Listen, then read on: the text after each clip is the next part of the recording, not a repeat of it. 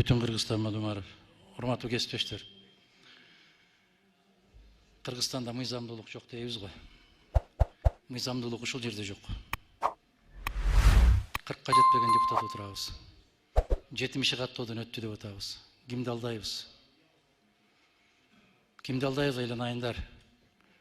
Эгер ыйман, мыйзам ушул жерден башталбаса анан элден кантип талап кылабыз? Кимдин көзүн боёйбуз? Эмнеге ушундай мамиле кылабыз?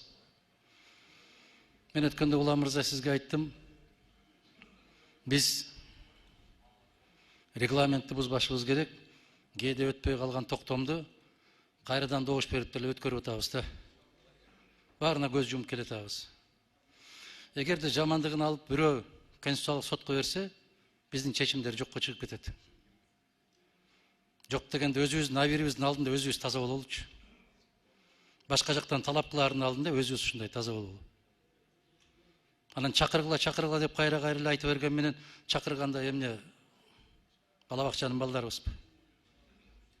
Келген киши келди, каттоодон өткөн киши өттү.